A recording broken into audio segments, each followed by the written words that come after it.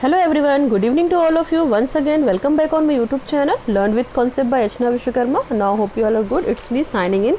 Now you know that अभी हम childhood and growing up course 1 की सीरीज चला रहे थे, जिसमें हमने बहुत सारे वीडियो अपलोड किए हैं. ठीक है, आप उन वीडियोस को देखिएगा. You can solve your doubts from watching the video.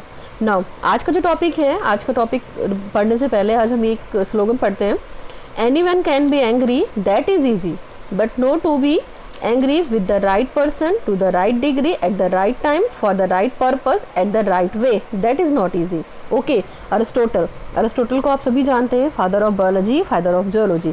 यहाँ पे ये बोला गया है कि आप इस स्लोगन से ये समझ सकते हैं कि आज हम कौन सा टॉपिक डिस्कस करने वाले हैं ना. एनीवन कैन बी एंग्री, कोई भी गुस्सा कर सकता है. ठीक है, इट इज़ ईजी, ये बहुत ईजी है. लेकिन but to be angry with the right person, लेकिन सही व्यक्ति से सही हद तक, सही समय पर, सही उद्देश्य के लिए और सही तरीके से नाराज़ होना आसान नहीं है.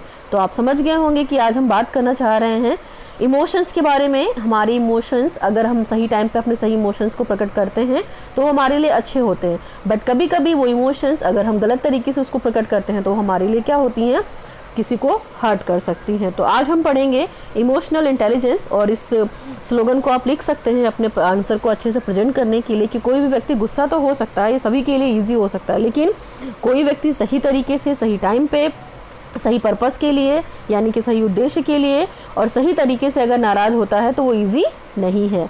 We can move on the next slide. Okay, तो आज का जो टॉपिक है हमारा इमोशनल इंटेलिजेंस, जिसको हम भावात्मक बुद्धिमत्ता बोलेंगे. इमोशंस का मतलब क्या होता है, हमारे जो भी इमोशंस, फीलिंग हैं, ये सारी चीज़ें. इमोशन का मतलब हम दिल से भी सोच सकते हैं और अपने दिमाग से भी सोच सकते हैं. इमोशंस हमारे संवेग होते हैं जो दूसरे के लिए फील करते हैं. इमोशन हमारी खुद की फीलिंग्स होती हैं जहाँ पे हम कंट्रोल करते हैं, चीज़ों को समझते हैं, दिल और दिमाग दोनों को बैलेंस करके चलाते हैं और दिल और दिमाग दोनों का सुनना पड़ता है. ये क्या है, आपका इमोशनल इंटेलिजेंस. इमोशनल इंटेलिजेंस को अगर हम और डिफाइन करेंगे तो एक तरीके का balance between the rational and the emotion, यानी कि हम कहाँ पे तर्क करना चाहते हैं, हम कहाँ पे संवेग करना चाहते हैं या कहाँ पे अपनी इमोशंस को प्रकट करना चाहते हैं, ये इमोशनल इंटेलिजेंस इससे भी रिलेटेड है. और हमारी ये खुद की इमोशंस होते हैं, हमारे खुद के संवेग होते हैं.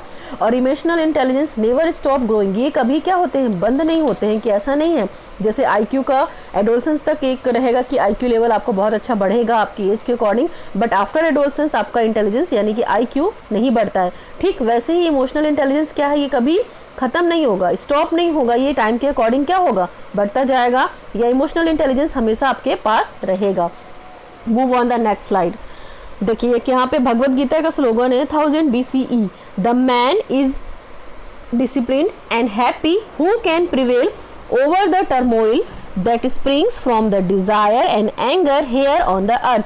यानी कि क्या हो सकता है, वह व्यक्ति जो डिसिप्लिन है, वो खुश है, जो यहाँ पृथ्वी पर अपनी इच्छा और क्रोध से उत्पन्न उथल पुथल पर विजय प्राप्त कर सकता है. यानी कि कुल मिला के हमारे कहने का मतलब है कि जो व्यक्ति डिसिप्लिन्ड है वो खुश है, और धरती पे अगर वो है तो अपने जो गुस्सा है उसको, गुस्से की वजह से जो चीज़ें उसकी लाइफ में क्या हो रही हैं, गलत हो रही हैं, उथल पुथल हो रहा है, वह उस पर क्या कर सकता है, इमोशनल इंटेलिजेंस के थ्रू विजय प्राप्त कर सकता है. यानी कि अगर उसका इमोशनल इंटेलिजेंस बैलेंस होगा और वो गुस्सा भी करेगा तो भी चीज़ों को लेके बैलेंस करके चल सकता है और अपनी लाइफ को सक्सेसफुली जी सकता है और हैप्पीली रह सकता है. जो व्यक्ति इमोशनली इंटेलिजेंस होते हैं वो अपनी लाइफ को बहुत ही स्मूथली डील करते हैं और वो खुश भी रहते हैं अदर व्यक्ति के कंपैरिजन में जो ज़्यादा इंटेलिजेंट होते हैं. तो दैट इज़ द स्लोगन और that is our topic.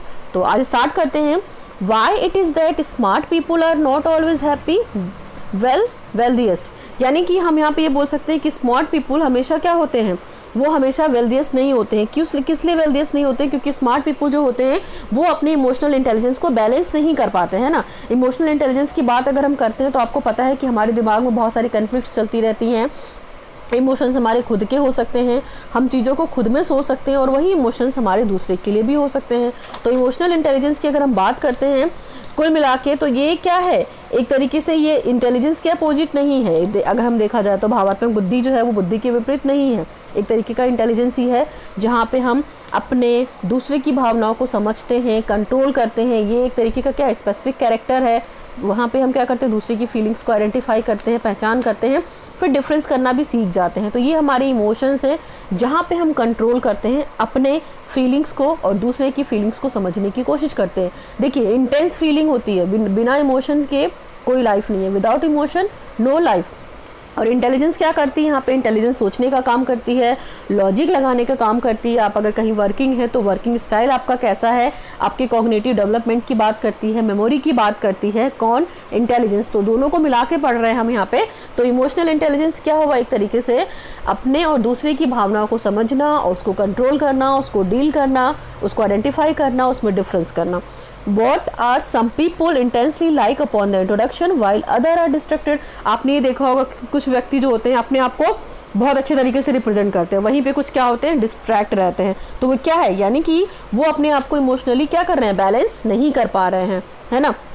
What are some people sympathetic and caring and have rich and fulfilling emotional life? वो पीपल आप देखेंगे, कुछ पीपल यहाँ पे ऐसे होंगे जो कि सिंपैथेटिक और केयरिंग लाइफ जीने, केयरिंग लाइफ के साथ साथ क्या करते हैं, अपनी लाइफ की इमोशंस को फुलफिल करते हैं। यानी कि अगर वो इमोशनली इंटेलिजेंस हैं तो अपनी लाइफ को बहुत अच्छे से जी सकते हैं, दूसरे की केयर करते हैं, दूसरे की फीलिंग को समझते हैं, लेकिन कुछ नहीं समझते हैं। तो why are some people are comfortable with the society while many other not? आपने ये देखा होगा कुछ व्यक्ति लोग सोसाइटी के साथ बहुत अच्छे से डील कर लेते हैं, उनके साथ कंफर्टेबल फील करते हैं, ये उनके खुद के इमोशंस होते हैं। लेकिन वहीं पर कुछ व्यक्ति क्या करते हैं, सोसाइटी के साथ एडजस्ट नहीं कर पाते, उनके दिमाग में कन्फ्लिक्ट चलता रहता है, उनके ब्रेन में चलता रहता है कि ये कौन सी चीज़ें बेटर होंगी, हम एडजस्ट कर पाएंगे कि नहीं कर पाएंगे। लेकिन जो व्यक्ति इमोशनली इंटेलिजेंस स्टेबल रखेगा वो समाज को भी लेकर चलेगा अपनी फैमिली के साथ साथ, ठीक है। Why do some people with less academic achievement lead a fulfilment life where as many people with high IQ make their own life and those of around the measurable? यहाँ पे ये बोला जा रहा है कि जो जिनका एकेडमिक अचीवमेंट लेस रहता है लेकिन फिर भी वो अपनी इमोशनल इंटेलिजेंस की वजह से क्या करते हैं, अपनी लाइफ की वो सारे ड्रीम को पूरा करते हैं। लेकिन आप वहीं पे देखेंगे कुछ पीपल का IQ लेवल बहुत हाई है लेकिन वो अपनी लाइफ में हमेशा क्या रहते हैं, डिस्ट्रैक्टेड रहते हैं, डिस्टर्ब रहते हैं, प्रॉपर तरीके से हैप्पीली लाइफ नहीं होती है, उनका IQ स्ट्रांग होता भी है। तो यानी कि लाइफ को अच्छे से जीने के लिए हमको क्या चाहिए, EQ चाहिए, यानी कि इमोशनल क्वेटो या इमोशनल इंटेलिजेंस, जिसको हम EI कंसीडर करेंगे, ठीक है। तो आप इस चीज़ को ध्यान रख सकते हैं और आप ये समझ गए होंगे कि इमोशनल इंटेलिजेंस है क्या। बेसिकली भाई हम अपने दूसरे की फीलिंग को समझने की कोशिश करेंगे, दूसरे के बारे में जानने की कोशिश करेंगे। इससे रिलेटेड क्या है, हमारी इमोशंस है, हमारी भावनाएं, हमारी इंटेंस फीलिंग होती है किसी को समझने की। Move on the next slide. तो नेक्स्ट स्लाइड में देखिए, इमोशनल इंटेलिजेंस एक तरीके का डिसीजन मेकिंग हो सकता है। कोई व्यक्ति बहुत ही अच्छे से क्या कर सकता है, किसी भी चीज़ के लिए, किसी भी प्लान के लिए डिसीजन ले सकता है। मोटिवेशन होना चाहिए उसके अंदर, सेल्फ अवेयरनेस होनी चाहिए, सेल्फ रेगुलेशन होनी चाहिए। कहीं ना कहीं जो ये हैं, ये कंपोनेंट हैं किसके, इमोशनल इंटेलिजेंस के, जिसमें डिसीजन मेकिंग इन्वॉल्व है, मोटिवेशन इन्वॉल्व है, सेल्फ रेगुलेशन और सेल्फ अवेयरनेस इन्वॉल्व है। चलिए, इमोशनल इंटेलिजेंस पे आपको अच्छे से पता है कि डेनियल गोल्डमैन ने काफ़ी काम किया है और इनकी एक बुक भी है, इंटेलिजेंस, इमोशनल इंटेलिजेंस, जिसको हम रीड आउट करते हैं और हम जानते हैं कि इमोशनल इंटेलिजेंस मानव की लाइफ को अच्छे से जीने के लिए कितना इंपॉर्टेंट है। तो यहाँ पे लिखा हुआ है, the term emotional intelligence was officially coined in the 1990 by Salovey and Mayer. यानी कि इमोशनल इंटेलिजेंस टर्म सबसे पहले कॉइन किया गया था 1990 में सोलोवे एंड मेयर के द्वारा। और यहाँ पे फोटो देख सकते हैं डेनियल गोल्डमैन की 1998। इमोशनल इंटेलिजेंस या emotional quotient, the capacity for recognising our own feelings and those of others, for motivating ourselves and for the managing emotion well in ourselves in our relationship.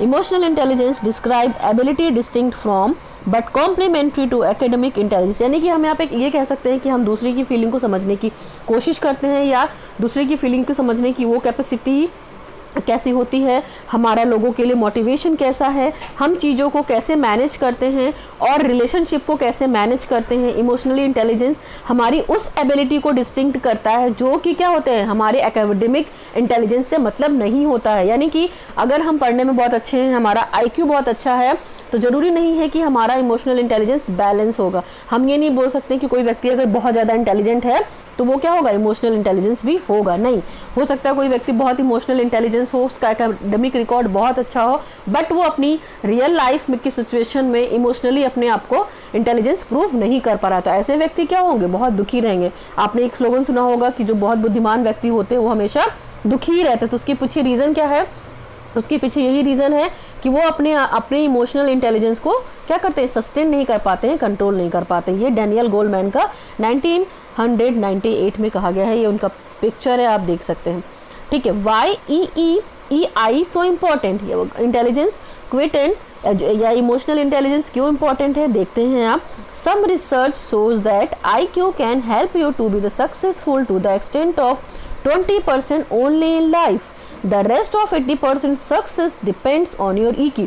यानी कि एक research ये साबित करती है कि EQ यानी कि इमोशनल इंटेलिजेंस आपको एक सक्सेसफुल लाइफ जीने के लिए क्या करती है, हेल्प करती है, रेदर देन द IQ। आप ये डायग्राम का पाई चार्ट देख सकते हैं, इसमें EQ जो है वो 80% जिम्मेदार है किसके लिए, आपकी सक्सेसफुल लाइफ के लिए। आपकी सक्सेसफुल लाइफ का मतलब केवल आपका एकेडमिक अचीवमेंट नहीं, केवल आपकी जॉब नहीं, आपकी खुद की लाइफ बहुत अच्छी है, बहुत हैफिली है।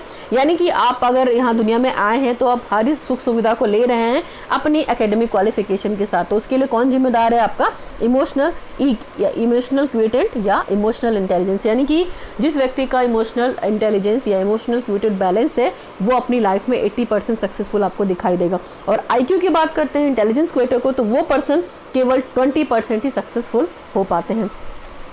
ओके, यहाँ पे आप देख सकते हैं EQ/EI refers to the emotional management skills which provide competence to balance emotion and reason so as to maximize long term effectiveness and happiness।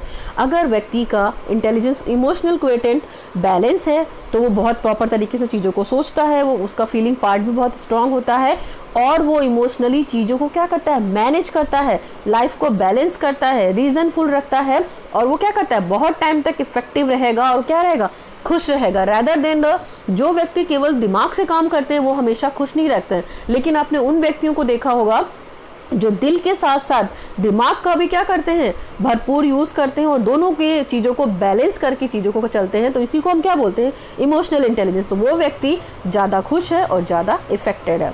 आप ये डायग्राम देख सकते हैं। ओके, देखिए यहाँ पे इस डायग्राम के थ्रू हम ये बता सकते हैं कि EQ कितना जिम्मेदार है, कितना रिस्पॉन्सिबल है आपकी सक्सेसफुल लाइफ के लिए, क्योंकि EQ का पोर्शन जो है वो देखिए कितना ज़्यादा है और IQ यानी कि इंटेलिजेंस क्विटेंट का पोर्शन कितना कम है। तो EQ self awareness, motivation, self management, social skill and empathy, ये पांचों कंपोनेंट जिम्मेदार हैं आपके इमोशनल क्विटेंट के लिए, इमोशनल इंटेलिजेंस के। IQ की बात करते हैं तो balanced perform and decision making. IQ क्या करता है, व्यक्ति अपनी बुद्धिमत्ता के बल पे अच्छे से परफॉर्म करता है और डिसीजन अच्छे से ले सकता है, बट वो कि बहुत देर तक सक्सेसफुल या बहुत लॉन्ग टाइम तक नहीं चलेगा। Okay, emotional intelligence is not the opposite of intelligence, it is not the trim of heart over head, it is the unique intersection of both। यानी कि जो आपकी भावात्मक बुद्धि है वो बुद्धि के विपरीत नहीं है, बल्कि यह सिर पर दिल की जीत नहीं, ये दोनों की अनूठी बातचीत। यानी कि यहाँ पे कॉम्बिनेशन किसका होगा, हार्ट का भी और हार्ट का भी, यानी कि दिल का भी और दिमाग का भी। दिल मतलब आपका हार्ट और दिमाग मतलब आपका हेड। तो ये क्या है, दोनों चीज़ें जिम्मेदार होंगी, दोनों चीज़ों का एक क्या है, अनूठी बातचीत है, जहाँ पे हम दोनों चीज़ों को लेकर चलेंगे तो हमारा क्या होगा, इमोशनल इंटेलिजेंस बैलेंस रहेगा। यहाँ पे केवल दिमाग की बात नहीं करेंगे, यहाँ पे हेड और हार्ट दोनों की बात करेंगे। नेक्स्ट बात करते हैं इमोशंस। देखिए ये हमारे इमोशन जो है वो क्या है, फेशियल एक्सप्रेशन से आपको क्या दिखते हैं, इन सब की इमोशंस यहाँ पे अलग अलग दिखेंगे। यहाँ पे देखिए 6 फिगर्स हैं और आप इन 6 फिगर्स को देख सकते हैं कि ये सब में क्या है, डिफरेंट फेशियल स्ट्रक्चर है। तो ये भी हमारे क्या है, इमोशंस है। जैसे पहला वाला आप देख सकते हैं थोड़ा सीरियस सी दिख रही है, दूसरी वाली शाउटिंग कर रही है, तीसरी वाली स्माइलिंग कर रही है, तो ये भी उसकी इमोशंस, ये भी उसके क्या है, इमोशंस हैं, है ना। और ये देखिए थर्ड वाले जो है, फोर्थ वाली जो है वो मुंह बना के रखी हुई है, बीच वाली मुंह खोल के रखी हुई है और ये थोड़ी सी सैड टाइप की है ना। तो ये सारे क्या है, इमोशंस प्रकट करने के फेशियल एक्सप्रेशंस हैं। इमोशंस क्या हो सकते हैं, केवल एक तरीके के फैक्टर रिस्पॉन्सिबल नहीं है हमारे इमोशंस के लिए, मल्टीपल फैक्टर रिस्पॉन्सिबल हैं किसके लिए, हमारे इमोशंस के लिए ना। तो जैसे देख सकते हैं यहाँ पे anger, depression, anxiety, happiness, love, hate, surprise, disgust, embarrassment है, एम्बेरसमेंट यानी कि क्या है, देखिए गुस्सा कर रहा है, सैड है, ये हैप्पी है, ये सरप्राइज है, एम्बेरस्ड है, और ये क्या है, डिस्गस्ट है, यानी कि सबके इमोशंस हैं ये ना। ओके, इमोशंस क्या हैं, there are 2 dimensions of emotion, यहाँ पे 2 डायमेंशन है इमोशंस की। और आपको पता है कि जो गोलमैन है, डैनियल गोलमैन है, उनका ही मॉडल फेमस है किसके लिए, इमोशनल इंटेलिजेंस की जानने के लिए, और उनकी एक बुक है इमोशनल इंटेलिजेंस जो कि बहुत फेमस है और वही काम करती है। तो यहाँ पे बहुत सारी चीज़ों को अंडरस्टैंड करने के लिए आप उस बुक को पढ़ सकते हैं जो कि नाम है जिसका इमोशनल इंटेलिजेंस, और डैनियल गोलमैन ने ये बुक लिखी थी और सबसे पहले इस पर काम किया था, और इनका मॉडल भी फेमस है, डैनियल गोलमैन मॉडल जिसको हम बोलते हैं। ठीक है, तो उसमें बहुत सारे कंपोनेंट हैं, उनको हम आगे पढ़ेंगे, लेकिन यहाँ पे अभी हम ये देखते हैं कि हमारे इमोशनल इंटेलिजेंस में कौन कौन से 2 डायमेंशन है। तो पहला क्या है, फिजियोलॉजिकल साइड है ना। तो emotion is a complex state of human mind involving bodily changes of the wide spread characters such as a breathing, pounding heart, flushed face, sweating, palm, pulse rate, gland, secretion. Physiological side कैसे हो गया, emotion एक तरीके की जटिल state है, जटिल प्रक्रिया है। यहाँ पे मानव का जो दिमाग है उसके बारे में बात कर सकते हैं। यहाँ पे आपकी बॉडी में जो चेंजेस होते हैं वो इन्वॉल्व होते हैं, सच एज अ ब्रीथिंग। आप देखेंगे कभी बहुत ज़्यादा टेंशन में होंगे तो आप बहुत लंबी लंबी सांसें लेंगे, है ना, आपका हार्ट बिल्कुल डूबता हुआ जाएगा, मतलब आप कोई सैड न्यूज़ सुन लेंगे तो आपका हार्ट बिल्कुल बैठ जाएगा। आपका फेस का एक्सप्रेशन देखेंगे, फेस पे टेंशन हो जाएगा, पसीना हो जाएगा, हाथों में पसीना हो जाता है। आपका पल्स रेट क्या हो सकता है, बढ़ सकता है। ग्लैंड जो होते हैं सिक्रीशन काफ़ी स्ट्रांग हो सकता है। तो ये सब क्या है, फिजियोलॉजिकल साइड है जो कि इमोशनली अंदर से हो रहे हैं ना, ये इंटरनल एनाटॉमी है, ये इंटरनली चीज़ें आप हैं। जैसे आपको टेंशन है तो आप ये देखेंगे पसीना आने लगा हाथ में आपका, तो आप अंदर से उस चीज़ को क्या कर रहे हैं, दिमाग से सोच रहे हैं, दिल से सोच रहे हैं, है ना, तो वो चीज़ें बाहर आ रही हैं। जैसे आप ये देखेंगे कंडीशन में, अगर हम बात करते हैं जैसे सिंपल सी बात करते हैं कि जो मान लीजिए हम कुछ भी जो भी हम लोग कुछ करते हैं तो बाहर के लोग अगर उसमें इंटरफेयर करते हैं, जैसे मान लीजिए हमने कोई काम कर दिया और बाहर के लोग इंटरफेयर करने आ गए, ठीक है, और जबकि उनको नहीं पता है कि वो मैं क्या काम कर रही हूँ, लेकिन उस पर क्या करते हैं, सजेशंस देने लगते हैं लोग, एडवाइस देने लगते हैं, लेकिन उसके बारे में जानते कुछ नहीं है। तो यहाँ पे क्या होता है, यहाँ पे कन्फ्लिक्ट चलने लगता है, हमारा दिमाग बैलेंस नहीं कर पाता, फिर एक बार को हम डिस्टर्ब हो जाते हैं कि हमने जो काम किया वो ठीक है या नहीं, या ये जो एडवाइस दे रही हैं ये एडवाइस ठीक है या नहीं। तो यहाँ पे हमारे ग्रैंड पेरेंट्स भी हो सकते हैं, हमारे पेरेंट्स भी हो सकते हैं, ठीक है, हमारे पापा को हमारा मान लीजिए हम बिजनेस स्टार्ट कर रहे हैं, ठीक है, और हमारे पापा जॉब कर रहे हैं, लेकिन हमको बिजनेस के लिए वो एडवाइस देने चले आएंगे, लेकिन बिजनेस का उनको भी नहीं आता होगा, ठीक है, उनके पास एक्सपीरियंस ज़्यादा है। तो हम क्या होते हैं, हम इमोशनली चीज़ों को डील नहीं कर पाते हैं ना। फिर हमारे दिमाग में ये चीज़ें आती हैं कि जो हमारे पापा ने हमको दिया है तो वो अपने एक्सपीरियंस के माध्यम से दिया है, तो वो चीज़ें सही होंगी हमारे बिजनेस के लिए कि नहीं होंगी, ठीक है। और हो सकता है कि मान लीजिए आप एक ही चीज़ को कई बार कर रहे हैं लेकिन आपको सक्सेस नहीं मिल रहा और लोग आपको क्या कर रहे हैं, इंटरप्ट कर रहे हैं, टोक रहे हैं कि तुम बेटर कर ही नहीं सकते। तो यहाँ पे भी हमारी इमोशंस जिम्मेदार हैं इन सब चीज़ों के लिए ना। तो हम बैलेंस नहीं कर पाते हैं कि हम सक्सेसफुल होंगे या नहीं होंगे, है ना। तो जिसको जो चाहिए अगर वो चीज़ मिल जाएगा तो उसका रिलेशन क्या होगा, बेटर होगा। आपने ये देखा होगा, हम जिससे जो एक्सपेक्ट करते हैं, जैसे हम 2 लोग हैं, अगर हम एक दूसरे की फीलिंग को समझने की कोशिश करते हैं तो हमको शायद बोलने की ज़रूरत नहीं पड़ती है। लेकिन अगर सामने वाले व्यक्ति से, जैसे मुझे कुछ सामने वाले व्यक्ति से चाहिए, अगर मुझे वो मिल गया तो क्या करेंगे, हमारा बॉन्डिंग उसके साथ काफ़ी अच्छा रहेगा। तो रिलेशनशिप में भी क्या देखेंगे आप, इमोशनल इंटेलिजेंस बहुत बैलेंस करके चलता है। एक तरीके से क्या है, ये मिक्स है ना। और कैसे मिक्स है, हम पर्सनल लाइफ को अगर अलग रखेंगे, प्रोफेशनल लाइफ को अलग रखेंगे, तो हमारा इमोशनल इंटेलिजेंस कैसा होगा, मिक्स नहीं होगा, है ना, नेवर मिक्स्ड। क्यों, क्योंकि हम पर्सनल लाइफ को पर्सनली डील करेंगे और प्रोफेशनली लाइफ को हम प्रोफेशनली डील करेंगे। तो ऐसा व्यक्ति क्या होता है, इमोशनली स्ट्रांग होता है। ये पावर ऑफ द ट्रूथ की बात करता है, ऑनेस्ट की बात करता है कि हम सच के साथ सच हैं। और इमोशन जो होते हैं ना, हमारी लाइफ में कलर लाते हैं ना, रंग लाते हैं, वरना बिना इमोशन के क्या लाइफ है ना। आप किसी के लिए फीलिंग नहीं रखोगे, आप किसी के लिए लव नहीं रखोगे, केयर नहीं रखोगे और गुस्सा भी नहीं करोगे, तो उस लाइफ का क्या मतलब है, आप तो बिल्कुल फिर रोबोट हो जाओगे ना। तो without emotion no life, emotion colour our life. हमारे इमोशंस जो होते हैं हमारी ज़िंदगी को रंग प्रदान करते हैं। अगर इमोशंस नहीं होंगे तो हमारी ज़िंदगी जो हो जाएगी फीकी पड़ जाएगी, है ना। ये डैनियल गोलमैन का कहना था। दुख की बात कर सकते हैं, हम सुख की बात कर सकते हैं, शादी की बात कर सकते हैं, सीखने की बात कर सकते हैं, अडॉप्टेशन की बात कर सकते हैं। ये सब क्या है, कहीं ना कहीं सब्जेक्टिव इन नेचर है और emotions are subjective in nature. आपका अगर बचपन में याद हो तो हम देखते हैं कि बचपन में बहुत सारी चीज़ें करते थे, हमको अभी भी याद है बहुत सारी चीज़ें कि हम अगर कोई शैतानी करते थे तो हमारे पेरेंट्स हमको डांटते थे। तो हमारी बचपन की फीलिंग, कौन चाहता है कि हमारा बचपन वापस आ जाए? कोई नहीं चाहता कि हम बड़े हो जाए। क्यों? क्योंकि बचपन में हमको वो फीलिंग्स आती थी। बड़े जैसे जैसे बड़े होते हैं हम क्या होते हैं, मैच्योर होते जाते हैं, तो अपनी फीलिंग को कंट्रोल नहीं कर पाते हैं। हम जल्दी से दूसरों के साथ क्या मैनेज नहीं कर पाते हैं, सीख नहीं पाते। बट छोटे होते हैं तो हम सभी के साथ मैनेज कर लेते हैं, लेकिन हमको पता नहीं होता है कि मैनेजमेंट क्या होता है ना। इस चीज़ को ध्यान रख सकते हैं। साइकोलॉजिकल नीड में क्या है? साइकोलॉजिकल नीड का मतलब आपको पता है, a state of excitement marked by the strong feeling. Psychological side में क्या होगी, हमारी बहुत ही स्ट्रॉन्ग फीलिंग होती है, इंटेंस फीलिंग होती है कि हम चीज़ों को कैसे करेंगे, हम इमोशनली चीज़ों को कैसे डील करेंगे, है ना। जैसे आपने देखा होगा कि कोई व्यक्ति जो होता है वो कभी कभी खुद पे कंट्रोल नहीं कर पाता है और वो गुस्सा हो जाता है, यानी कि वो क्या इमोशनली अपने आप को बैलेंस नहीं कर पा रहा है। ऐसे व्यक्ति लोग सोसाइटी में प्रॉपर तरीके से नहीं रह पाते हैं, है ना। तो ये काम हमको करना है, हमको खुद के साथ साथ दूसरे की भावनाओं को भी महसूस करनी है, वो भी कैपेसिटी हमारे अंदर होनी चाहिए। जैसे प्रॉपर डिसीजन लेना, प्रॉपर डिसीजन लेंगे अगर इमोशनली इंटेलिजेंस के थ्रू तो क्या होगा, किसी से बात करने की अगर हमारे अंदर अच्छी कैपेसिटी होगी, क्षमता होगी, संवाद होगा, हमारा इंटरेक्शन बहुत अच्छा होगा, तो हमारा इमोशनल इंटेलिजेंस जो है कहीं ना कहीं हमको सक्सेसफुल लाइफ जीने के लिए क्या करता है, प्रेरित करता है। और इंटेलिजेंस इंसान यानी कि इंटेलिजेंस आदमी हमेशा दुखी रहेगा। क्यों रहेगा? क्योंकि वो दिमाग से सोचता रहेगा, सिर्फ दिमाग से सोचेगा, उसमें दिल को इन्वॉल्व नहीं करेगा। तो आप इस चीज़ को ध्यान रख सकते हैं। Okay, traditionalist versus modernist. अब पहले परंपरागत को देख लेते हैं, फिर मॉडर्निस्ट को देख लेते हैं। तो traditionalist believe that the emotion and modernist believe that the emotion. तो जो ट्रेडिशनली अगर हम बात करते हैं तो डिस्ट्रैक्ट अस, पहले हमको क्या करती थी, डिस्ट्रैक्ट करती थी। और मॉडर्न की बात करती है तो हमको इमोशन मोटिवेट करते हैं, हम किसी भी काम को करने के लिए प्रोत्साहन मिलता है।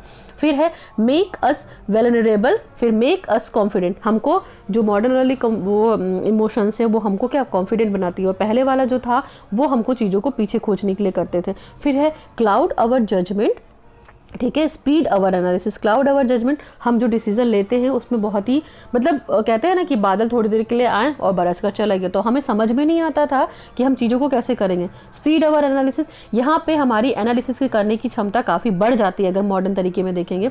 फिर नेक्स्ट है must be control. Must be control, यहाँ पे कंट्रोल करना जरूरी था, लेकिन यहाँ पे कंट्रोल करने की बात यहाँ पे मतलब है कि अपने इमोशंस को हम कैसे कंट्रोल करें ताकि चीज़ों को बैलेंस करके लेके चले। जो इमोशंस को कंट्रोल नहीं कर पाएंगे तो वो अपना क्या करेंगे, एक तरीके से बोल सकते हैं एक्सप्लोसिव बिहेवियर शो करेंगे या काफ़ी जिद्दी वाला बिहेव शो करेंगे। और बिल्ड ट्रस्ट का मतलब कि यहाँ पे जो मॉडर्न टाइप की इमोशंस है वो क्या बिलीव पे करेंगे, ट्रूथ की बात करेंगे, ऑनेस्ट की बात करेंगे कि उसके पीछे रीज़न क्या है, तो ये सच को बनाएंगे। फिर है इनिबिट इंफॉर्मेशन। इनिबिट इंफॉर्मेशन का मतलब यहाँ पे हमारे पास इंफॉर्मेशन होती थी लेकिन उसको हम प्रॉपर तरीके से यूज़ नहीं कर पाते थे, अपने पास बहुत सारी नॉलेज रखते थे। फिर है प्रोवाइड फीडबैक। ये हमको प्रोवाइड करती है फीडबैक और हमें बताती है कि हमारे इमोशंस पे हम कैसे कंट्रोल कर सकते हैं और अपने इमोशंस को कैसे स्ट्रांगली डील कर सकते हैं और उसके माध्यम से एक बैलेंस कर सकते हैं अपनी लाइफ में। नेक्स्ट है emotional intelligence bye Daniel Goleman. जैसा कि मैंने आपको बताया कि डैनियल गोलमैन की थ्योरी है इमोशनल इंटेलिजेंस पे, जो कि क्या थे, एक साइंटिस्ट भी थे, जर्नलिस्ट भी थे। इनकी एक फेमस बुक है और ये जिस बुक का नाम है working with the emotional intelligence, इन्होंने लिखी है। और ये जो बुक है आपकी 40 भाषाओं में प्रिंट किया गया है इस बुक को। तो इसमें इन्होंने बात की है सेल्फ अवेयरनेस की, सेल्फ कंट्रोल की, एम्पैथी की और सोशल स्किल्स की। और इन्हीं 4 कंपोनेंट पे आपके इमोशनल इंटेलिजेंस टिके हुए हैं। तो हम इनकी 1 बाय 1 इनका हम बात करेंगे कि ये चारों कंपोनेंट कैसे काम करते हैं, किस पे, इमोशनल इंटेलिजेंस पे। ठीक है, चलिए सबसे पहले दे रखा है आपका इमोशनल इंटेलिजेंस में अगर हम बात करते हैं तो no your emotions and why. ठीक है, तो सेल्फ अवेयरनेस का मतलब क्या हुआ, खुद की मनोदशा को समझना, खुद की फीलिंग को समझना, खुद की प्रेरणाओं को पहचानना और खुद को समझने की कोशिश करना क्या है, सेल्फ अवेयरनेस है कि हम खुद के बारे में कितना जानते हैं। अपनी चीज़ों को रिकॉग्नाइज करना, अपनी फीलिंग को अफेक्ट करना, तभी हम बेटर परफॉर्म कर पाएंगे। तो that is the self awareness कि हम खुद की भावनाओं को समझेंगे, खुद की फीलिंग को समझेंगे, खुद की मोटिवेशन को जानेंगे और खुद की परफॉर्मेंस को बेटर करेंगे एक तरीके से। तो that is the self awareness. ठीक है, नंबर 2 नेक्स्ट वाले में ही बात करते हैं कि सेल्फ अवेयरनेस में हो क्या सकता है, एक्यूरेट सेल्फ असेसमेंट, हम खुद की पहचान करेंगे कि हम क्या बेटर कर सकते हैं ना।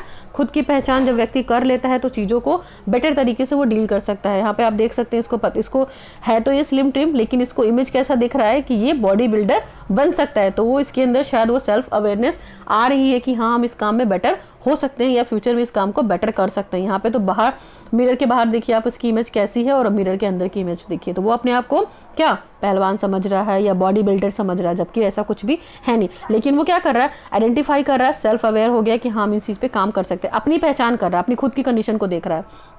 फिर है aware of their state and weakness, अपनी क्या स्ट्रॉन्ग पॉइंट को पहचानेगा, अपने वीक पॉइंट को पहचानेंगे, तभी हम क्या होंगे, सेल्फ अवेयर होंगे।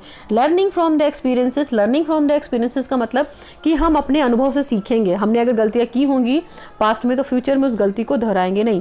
फिर नेक्स्ट है open to receive feedback, new perspective and the self development, खुद के डेवलपमेंट के लिए, खुद के विकास के लिए हम नई तरीके को फीडबैक लेते हैं और क्या करते हैं, अपनी गलतियों को एनालिसिस करते हैं ताकि वो गलतियां हम भविष्य में नहीं दोहराएंगे और अपने लाइफ को एक न्यू तरीके से, न्यू पर्सपेक्टिव में जीने की बात करते हैं। फिर नो योर गोल्स, और जो सेल्फ अवेयरनेस होती है ना, यानी कि वो आपको ये बताएगी कि आपका लक्ष्य क्या है और आप किस तरीके के ऑब्जेक्टिव बनाएंगे, यानी कि कुल मिला के जो सेल्फ अवेयरनेस होगा आपके गोल को प्राप्त करने का रास्ता दिखाएगा आपको। Okay, we can move on the next है आपका सेल्फ कंट्रोल। सेल्फ कंट्रोल का मतलब खुद पे नियंत्रण रखना या खुद पे नियमन रखना। सेल्फ कॉन्फिडेंस बहुत मैटर करता है, ठीक है, और ये रिड्यूस स्ट्रेस। अगर आप सेल्फ कंट्रोल कर लेंगे तो आपका क्या होगा, आपका जो आप एक्शन जो करते हैं उस पर आपका बहुत कंट्रोल होगा। समझ कीजिए जैसे आपको गुस्सा है तो बोला जाता है कि आप उस कहीं बाहर वाली जगह पे चली जाइए, या गुस्सा आ रहा है तो आप क्या करिए, फटाफट कोई भी नंबरिंग काउंट कर लीजिए तो आपका गुस्सा क्या होगा, कम हो जाएगा ना। सेल्फ कंट्रोल इन एक्शन, यहाँ पे व्यक्ति को देखिए गुस्सा आ रहा है लेकिन वो क्या कर रहा है, मेंटली माइंड से अपने आप को रोकने की कोशिश कर रहा है, तो ये क्या है, इसका सेल्फ कंट्रोल है। इसको करने से क्या बेनिफिट होगा, इसको ये क्या करेगा, अपने गुस्से को पी जाएगा, है ना। तो इसके बारे में बात कर सकते हैं। यहाँ पे व्यक्ति जो होता है ना वो खुद के इमोशंस को जल्दी कंट्रोल नहीं कर पाता, लेकिन conditions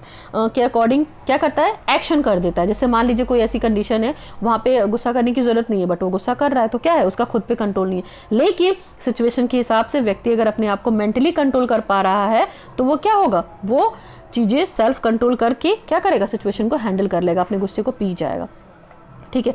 the ability to handle one's personal emotions and to recognise the emotion of other is an intelligence. देखिए आपके अंदर वो क्षमता की, अगर आपके अंदर वो जो इमोशनल इंटेलिजेंस है आपकी उस क्षमता को बताती है कि जो आपके खुद की इमोशन है और जो दूसरे की इमोशंस हैं उनको आप कैसे आइडेंटिफाई करते हैं। खुद की इमोशंस के साथ साथ हमको दूसरे की इमोशंस और फीलिंग को भी समझना है। That is the emotional intelligence that many believe extends abounding and the abilities of the EQ। मतलब उनके कहने का मतलब है जो EQ व्यक्ति है, जिसका EQ बहुत स्ट्रांग है, हो सकता है वो सामने वाले की फीलिंग को ना समझ पाए। क्यों? क्योंकि उसको लगता है कि मैं तो बहुत इंटेलिजेंट हूँ और हर काम को बेटर तरीके से कर सकता हूँ, बट ऐसा नहीं है।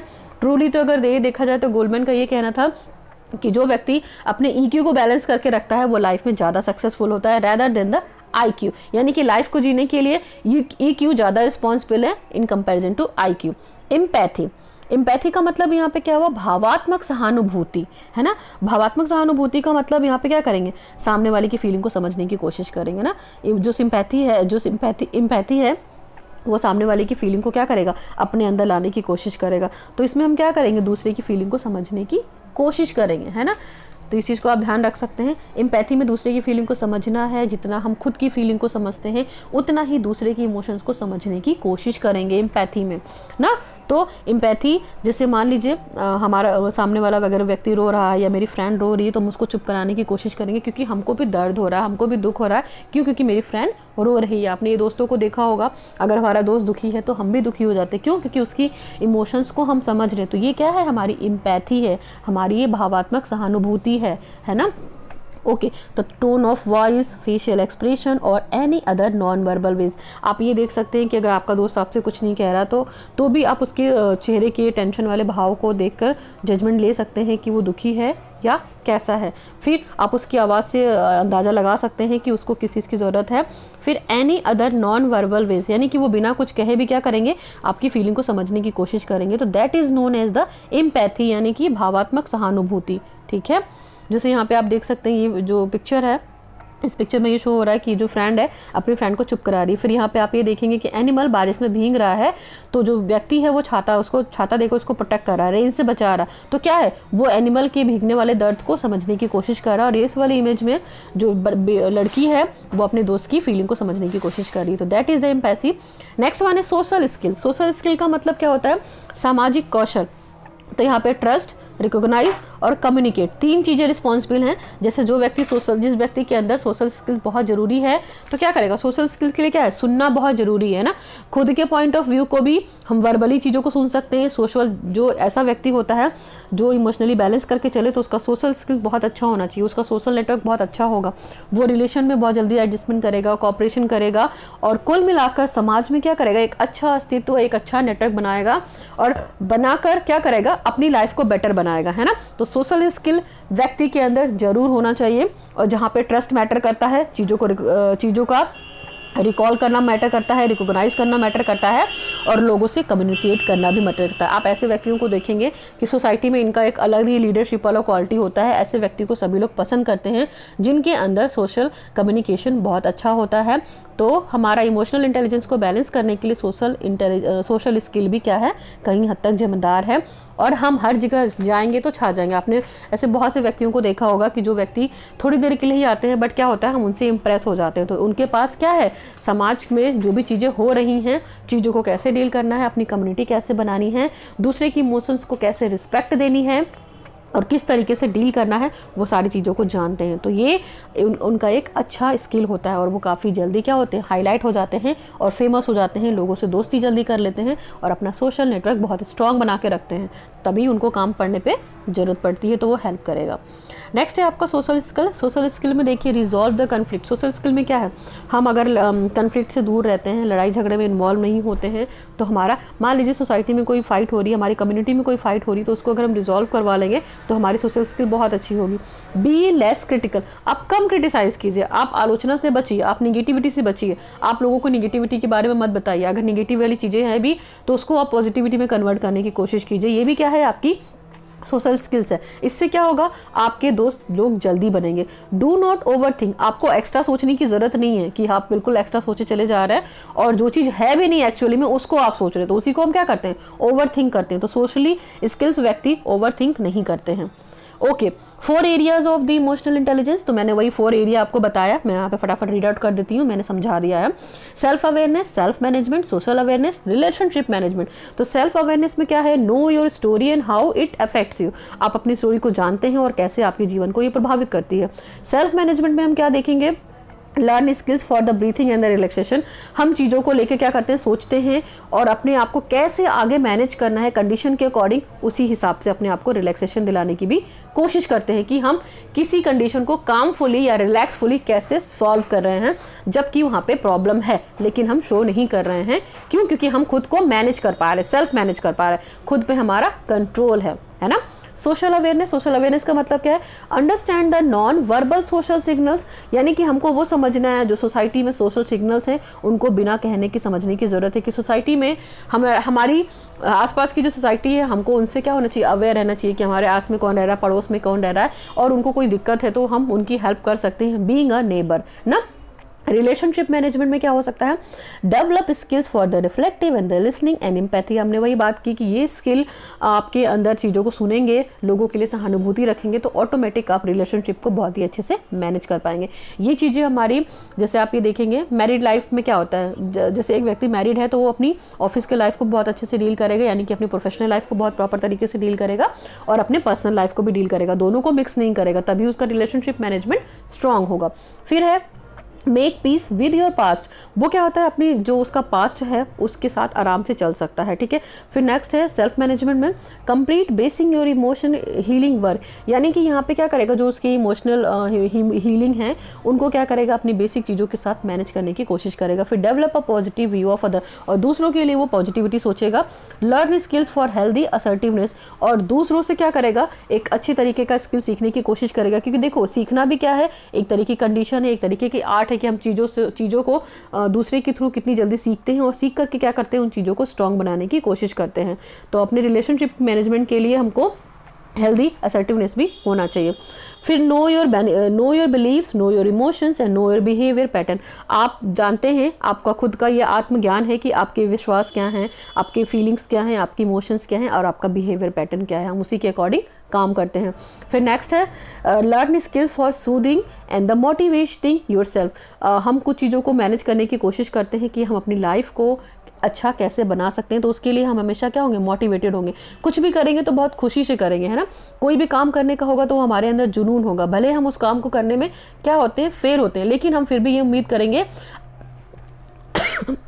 अगर हम मोटिवेटेड रहेंगे तो सक्सेसफुल हो जाएंगे।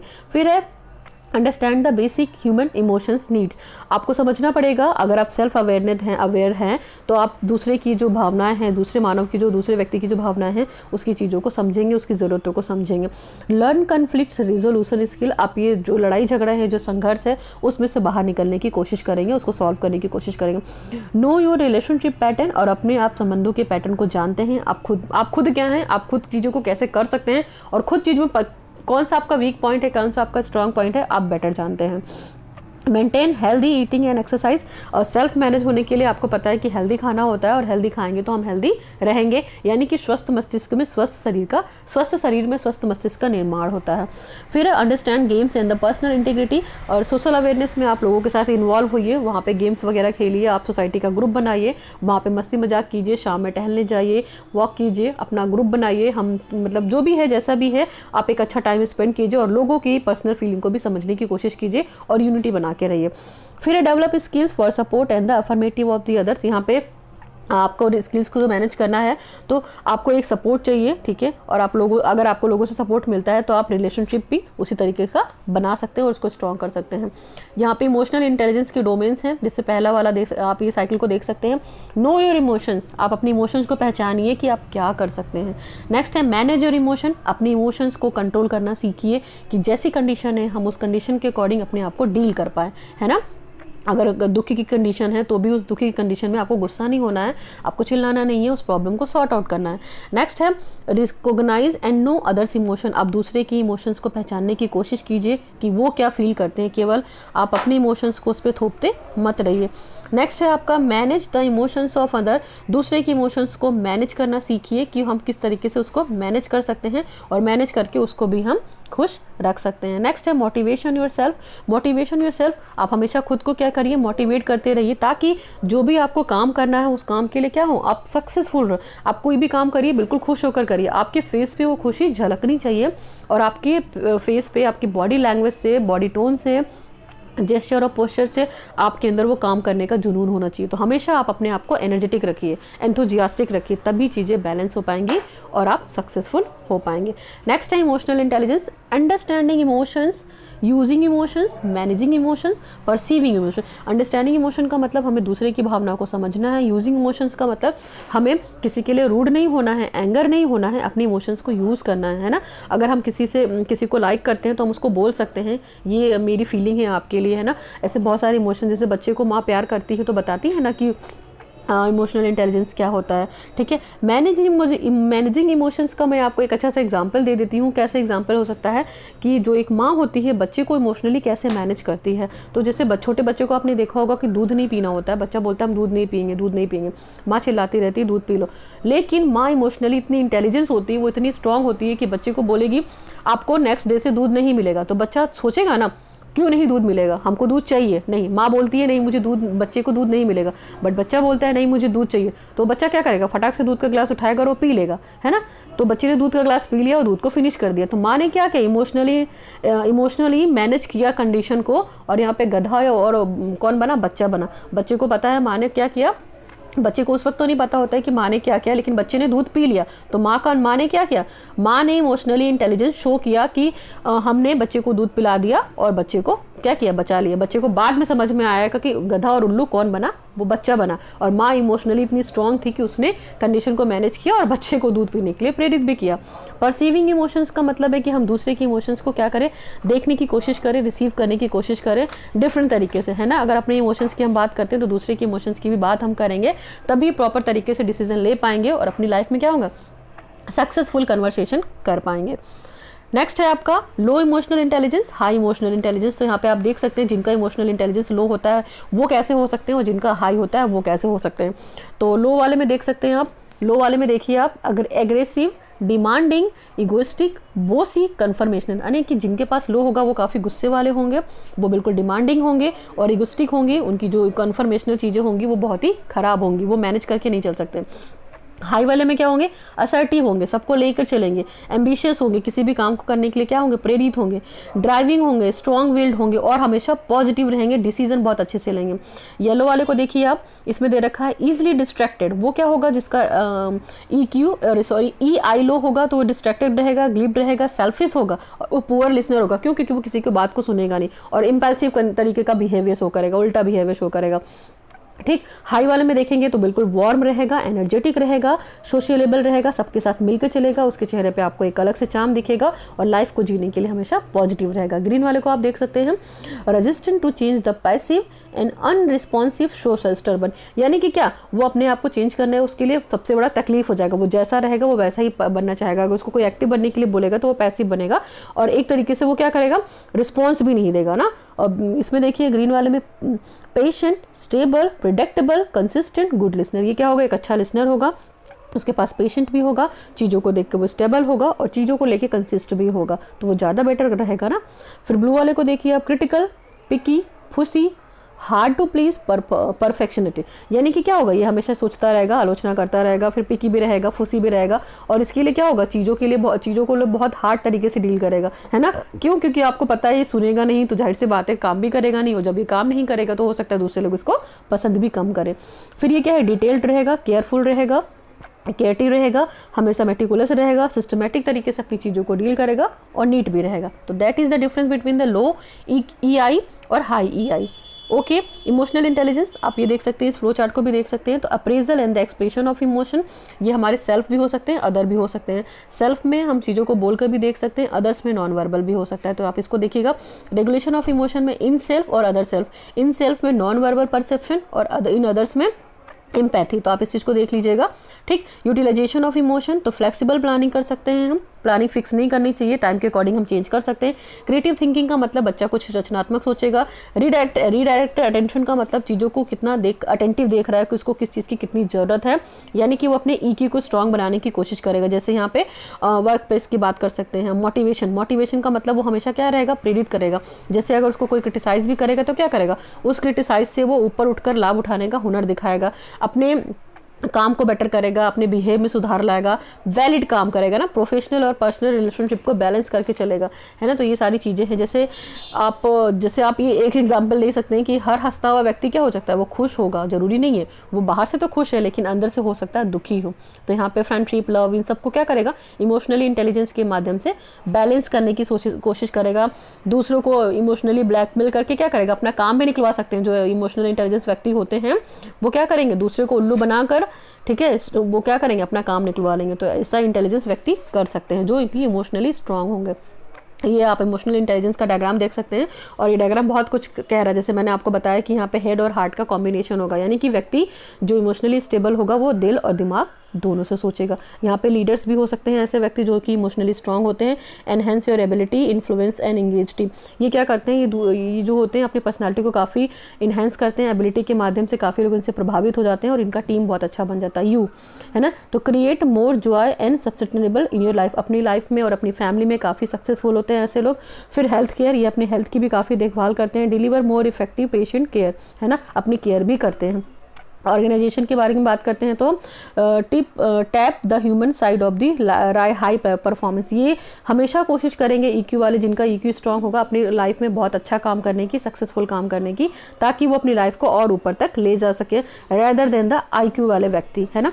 स्कूल, इनका स्कूल भी देखेंगे आप, raise young people who are more successful in the listening and the life. आप स्कूल में वो देखेंगे कि जो व्यक्ति प्रॉपर तरीके से सुनना सीख जाता है, जो बच्चा स्कूल में उसका अच्छा होता है, तो यंग में बेटर कर सकता है अपने इमोशनल इंटेलिजेंस को और ये सारी चीज़ों को क्या करके ग्रैब करके अपना कर अपनी लाइफ को बेटर बना सकता है। तो that is the emotional intelligence. आप ये देख सकते हैं IQ versus EQ।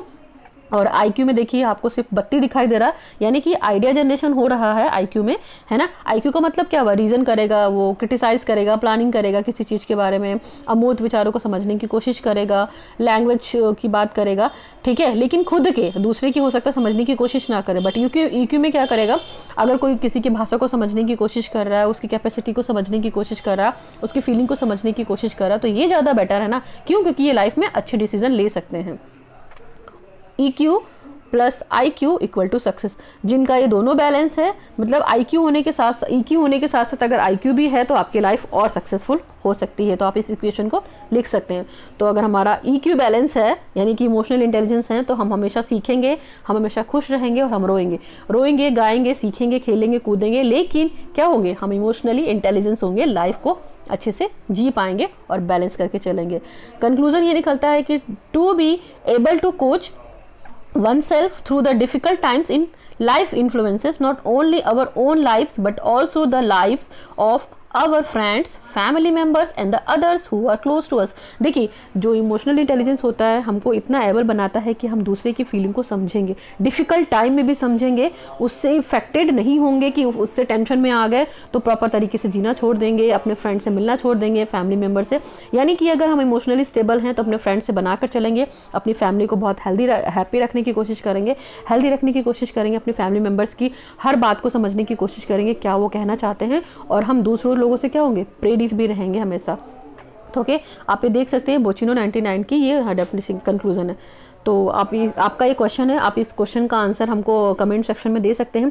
People with high emotional intelligence are usually successful in most things they do. Why? यानी कि जिनका इमोशनल इंटेलिजेंस है वो हाई सक्सेसफुल हैं, और क्यों है, आपको इसका रीज़न देना है कि वो ऐसा क्यों है। जिनका इमोशनली स्ट्रॉन्ग है, इमोशनली इंटेलिजेंस बहुत अच्छा है, तो वो बहुत खुश हैं लाइफ में, इसका रीज़न आपको देना है मेरे कमेंट सेक्शन में। तो आप वीडियो को देखिएगा। So thank you. आज के लिए हमने जो बात की, इमोशनल इंटेलिजेंस पे बात की, होपफुली ये टॉपिक आपको अच्छे से क्लियर हुआ होगा।